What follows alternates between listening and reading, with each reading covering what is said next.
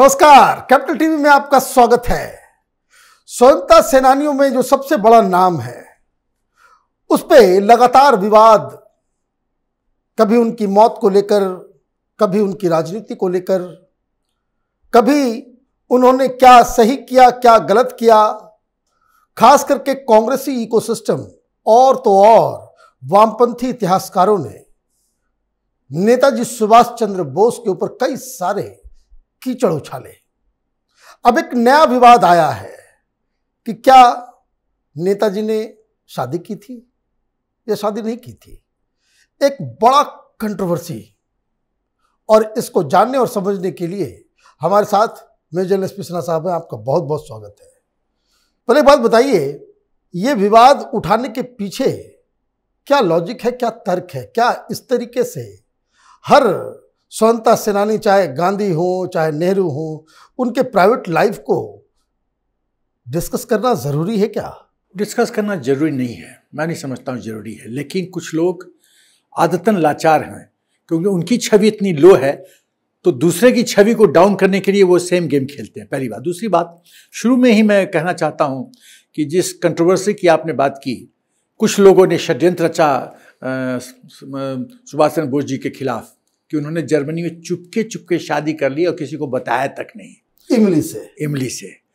तो ये किताब है, शुरू में इंट्रोडक्शन में देता हूँ, सुभाष की शादी का एक साजिश।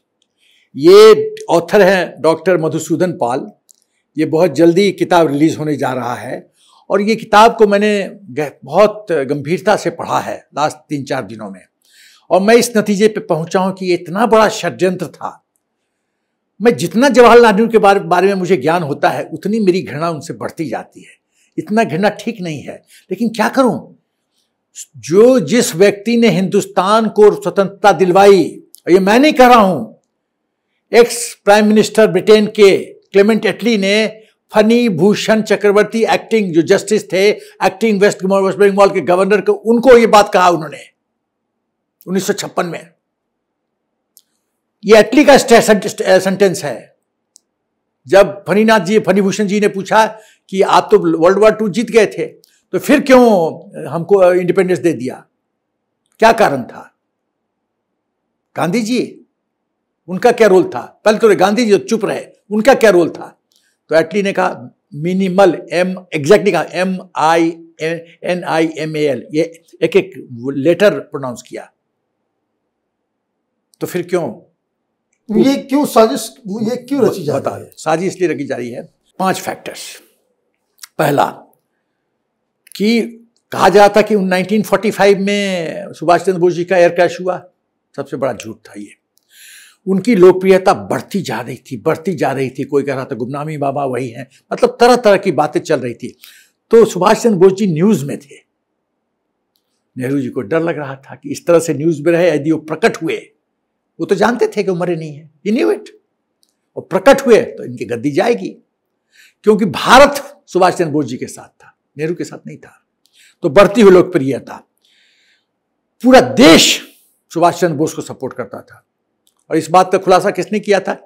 एडवीना ने। क्या कहा था नेहरू जी को कि यदि सुभाष आ गया तो आप सत्ता के बाहर चपरासी के रूप में बैठे रहोगे, सत्ता के ऑफिस से झाड़ू बढ़ोगे।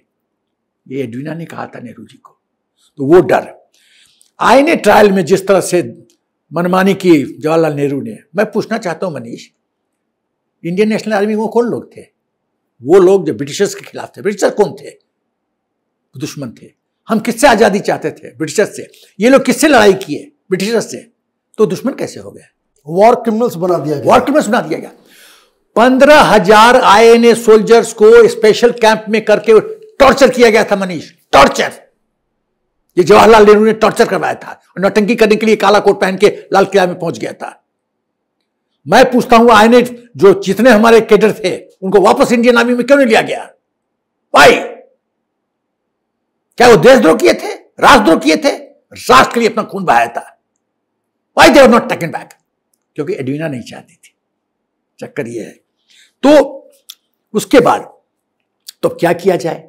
बोस जी को कंट्रोवर्सी में डाल दो, एक उनके छवि को खराब करने का एक कहानी बनाओ, मनगढ़ंत कहानी जिसमें कोई दम नहीं है, बनाओ कहानी। उसका क्या ये नतीजा होगा कि बोस जी के पॉजिटिव छवि से अटेंशन शिफ्ट हो जाएगा देशवासियों के। क्या शादीशुदा थे, बेटा बेटी का हो जाएगा अटेंशन शिफ्ट। इसको आर्मी में बोलते हैं डाइवर्सनरी टैक्टिक्स। डाइवर्ट कर दो attention, shift the goal post. ये था चाल। अब मैं नॉर्मली किसी के व्यक्तित्व पे टिप्पणी नहीं करता, अच्छा नहीं लगता है मनीष, लेकिन क्योंकि सुभाष चंद्र बोस जी मेरे हीरो हैं, पूरे राष्ट्र के हीरो हैं, तो मैं तुलना तो करूंगा। मुझे बहुत आहत हुआ हूं मैं इस जब ये कहानी में किताब पढ़ा। मैं 3 दिन से पढ़ रहा हूं किताब, 3 दिन हो गए लगातार, 6-6 घंटा दिया हूं। अब मैं कंपेयर करूंगा नेहरू वर्सेस सुभाष चंद्र बोस। स्वतंत्रता किसने दिलवाई? बोस जी ने दिलवाई। नेशनलिस्ट कौन थे? बोस जी थे। साहसी बलिदानी कौन थे? बोस जी थे। मिशन मोड में वो जर्मनी शादी करने नहीं गए थे, मिशन मोड में गए थे। क्या? हिटलर से सपोर्ट लो, जापान से सपोर्ट लो, अंग्रेजों को उठा के फेंको। वहां हिंदुस्तान से जर्मनी पहुंचने की कहानी अपने आप में वीरता की कहानी। अरे उसको तो अभी जब नेक्स्ट टाइम हम रिकॉर्ड करेंगे आजकल में, तो वो मैं बताऊंगा सबमरीन में कैसे जर्मन के ऑफिसर ने बोला, फ्यूअर से हुक्म है कि इसके आगे मैं नहीं जा सकता, और आप मौत से खेल रहे हैं, आप लौट आओ, आप मौत से खेलने जा रहे हैं, आप लौट आओ, you are not safe, you will be killed, you will die. उन्होंने कहा नहीं, मैं यहां से तैर के जाऊंगा। खैर, तो अब आते हैं नेहरू जी पे। नेहरू जी के खाली इशारों में उनके चरित्र पे प्रश्न उठाऊंगा। उनका एडविना के साथ कनेक्शन, पद्मजा नायडू के साथ कनेक्शन, ये रिसर्च है, करो रिसर्च, मैं खाली हेडिंग दे रहा हूं। तीसरा चीज पे मैं थोड़ा सा व्याख्या करूंगा, जैकलीन कैनेडी का इंसिडेंट। जैकलीन कैनेडी जो जॉन एफ कैनेडी की पत्नी थी, इंडिया आई थी, नई दिल्ली आई थी, और नेहरू जी ने कहा कि वो मेरे साथ मेरे प्रधानमंत्री निवास में रहेंगी। एम्बेसडर ने कहा, जो अमेरिकन एम्बेसडर इंडिया में था, बोला नो। उसको तो सब एम्बेसडर को सब पता रहता है, इनपुट रहता है। नेहरू जी इंसिस्ट किए, no she will stay in my house. Insult है मेरा में कि प्रेसिडेंट की वाइफ मेरे घर में ना रहे। अरे वो उसका एम्बेसी है, तुमको क्या कष्ट है? If she wants to stay there, उसको रहने दो वहां पे। Ambassador personally John F Kennedy से बात किए कि सर पंगा हो जाएगा, ऐसा मत होने दीजिए। तो वाशिंगटन से मैसेज आया, नो, एम्बेसी में रहेंगी। इशारे में समझ जाओ कहानी क्या थी। ऐसी चरित्र होता है देश का प्रधानमंत्री। तू कर दिया, देश की इज्जत मिट्टी में मिला दी। यही है नारी का सम्मान। अब आते हैं 2 और चीज चरित्र के बारे में। गुलामी। नेहरू जी जब शपथ लिए थे तो किसके? क्वीन क्राउन के लॉयल्टी में लिए थे शपथ। वार इंडिपेंडेंस। जिन्ना 14 अगस्त 1947 को यूनियन जैक नीचे ले आया था, नेहरू जी यूनियन जैक क्यों नहीं लाए? एडविना ने कहा था नहीं, ऐसा मत होने देना। एक तुम्हारे साथ वीडियो, स्पेशल वीडियो करूंगा, MI5 ने, ब्रिटिश इंटेलिजेंस ने कैसे नेहरू जी को क्रिएट किया, ऑक्टर ह्यूम ने क्यों कांग्रेस बनाया पार्टी, षड्यंत्र होगी, वो करूंगा। अब सीधे आता हूं एविडेंस पे, क्योंकि लाइफ में इट्स ऑल एविडेंस। राइट। 12 मेरे पॉइंट हैं। 12 ऐसे पॉइंट्स हैं जिससे ये साबित होता है कि शादी नहीं की और ये साजिश है। 2 पॉइंट है साजिश का, 12 पॉइंट है कि साजिश, शादी नहीं हुई थी। ओके। 2 पॉइंट कौन है? जब बोस, सुभाष चंद्र बोस जी के दुश्मन थे, और उन्होंने कहा था कि यदि बोस हिंदुस्तान में दिखाई पड़े तो पहला आदमी तलवार लेके मैं उनको अटैक करूंगा। ये नेहरू ने कहा था। ये सच है।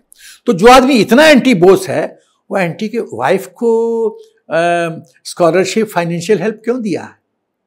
इतनी चिट्ठीबाजी क्यों हुई? कुछ चिट्ठी क्यों प्रधानमंत्री नेहरू के नाम चिट्ठी लिखवाया गया? यदि तुम मेरे दुश्मन हो तो तुम्हारी वाइफ को हम सपोर्ट करेंगे। सिंपल। अब आते हैं एविडेंस पे। अरुण घोष लेटर लिखते हैं वेस्ट बंगाल गवर्नर त्रिभुवन नारायण सिंह को, उन्हें 1979 में, वो जो गवर्नर थे उस समय वेस्ट बंगाल के, तो उनको लिखते हैं कि ये कंट्रोवर्सी है और बताइए कि सरकार का क्या स्टैंड है इस पे। क्योंकि इसमें ये षड्यंत्र मुझे दिखता है। तो टीएन सिंह जी ने चिट्ठी एमएचए को फॉरवर्ड किया, मिनिस्ट्री ऑफ कल्चर को, और एमएचए ने रिप्लाई किया गवर्नर को, ऑफिशियली जवाब गया है कि शादी नहीं हुई है, कि कोई रिकॉर्ड्स नहीं है, कोई डॉक्यूमेंट नहीं है जो कि कहता है कि शादी हुई है। ये सरकारी रिकॉर्ड्स बोल रही है, एसपी सिन्हा या मनीष नहीं बोल रहा है।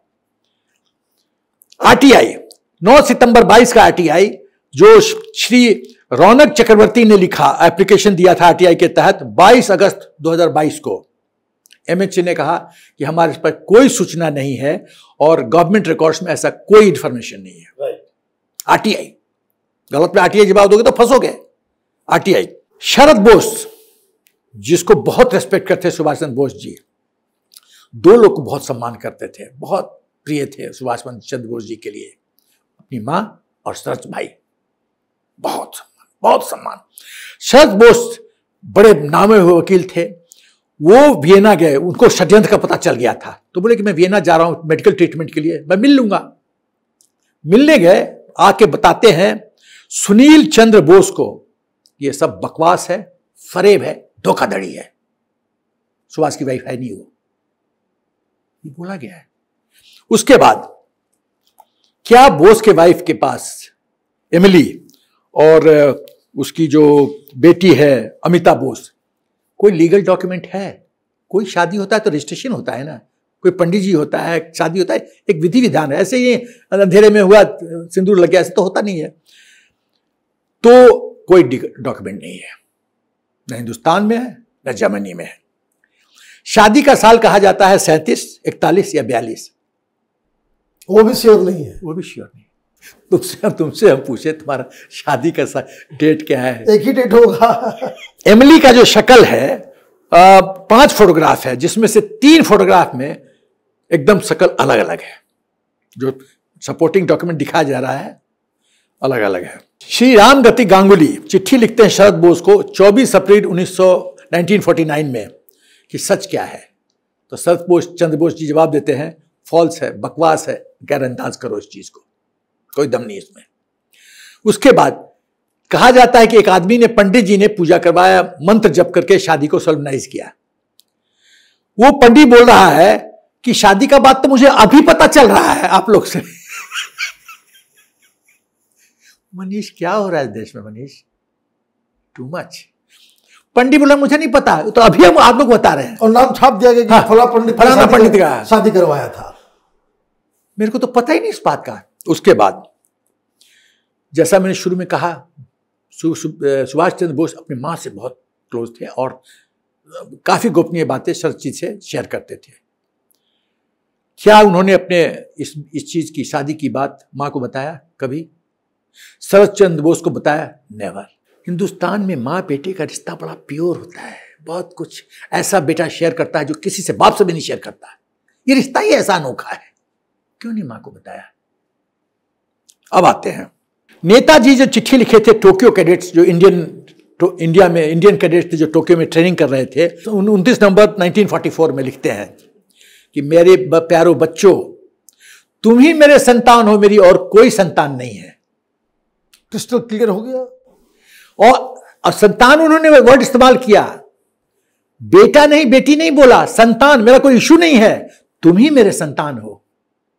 ये तो चिट्ठी है, ऑफिशियल डॉक्यूमेंट है, 29 नवंबर 1944। एक और बिंदु, जब जापान, ये सच है कि जापानीज इंटेलिजेंस एजेंसीज और जर्मन इंटेलिजेंस एजेंसीज, गेस्टापो वगैरह सुभाष चंद्र बोस को एकदम मॉनिटर कर रहे थे। तो हिटलर तो एज इट इज किसी में विश्वास नहीं करता था, टोटली अंडर मॉनिटर, शेडोइंग होती थी। उन दोनों एजेंसी को पता नहीं चला कि बोस जी शादी कर लिए। वाह, मतलब वो छींकते भी थे तो गेस्टापो को पता चलता था सुभाष चंद्र बोस जी का तबीयत खराब है, जुकाम लग गया है। शादी का नहीं पता चला, शादी का पब्लिक डोमेन में नहीं आया। अप्रैल 1949 में एक सन्मार्ग है लखनऊ का कांग्रेसिया पेपर, नेहरू के इशारे पर बकवास करता है कि बोस जी की शादी हुई थी और 8 साल का बच्चा है। तो 49, थोड़ा सा बैकवर्ड इंजीनियरिंग करते हैं। यदि अप्रैल 1949 में बोस जी का बेटा, शादी हुई थी, बोस जी का बेटा 8 साल का है, इसका मतलब है कि गो बैकवर्ड, 1940 में गर्भ में आया होगा बच्चा, बेटा घर में 1940 में आया होगा। 1940 में जर्मनी में सुभाष चंद्र बोस थे ही नहीं, वो कलकत्ता में थे, एल्गिन रोड हाउस में नजरबंद थे। अब बोलो। You have proven your case. You have proven your case beyond doubt. अब ये बताइए कि ये क्या हासिल करना चाह रहे हैं ये लोग जो सुभाष चंद्र बोस की शादी का मुद्दा उठा के? सुभाष जी की छवि को खत्म करना, उनकी वीर गाथा को डिस्ट्रॉय कर देना, उनको ये कहना कि उनका कोई चरित्र नहीं था। नेहरू का चरित्र खराब तो इनको एक चरित्र का भी उसी फील्ड में इनको नीचे दिखाना कि भाई उनका कौन सा चरित्र अच्छा था। ये था इमेज डिस्ट्रक्शन एक्सरसाइज। बहुत दुख की बात है, बहुत दुख। आपका बहुत बहुत धन्यवाद। आपने डिटेल में इस कंट्रोवर्सी के ऊपर सबूतों और दस्तावेजों के साथ आपने ये साबित किया कि ये एक साजिश है। सुभाष चंद्र बोस एक ऐसे वीर जिस पे हर हिंदुस्तानी को गर्व है, उनके ऊपर इस तरह से कीचड़ उछालना बहुत ही एक घृणित काम है। आपका बहुत बहुत धन्यवाद। अगर आपको वीडियो पसंद आया तो आप इसे लाइक करें, शेयर करें और कैपिटल टीवी को सब्सक्राइब करें। धन्यवाद।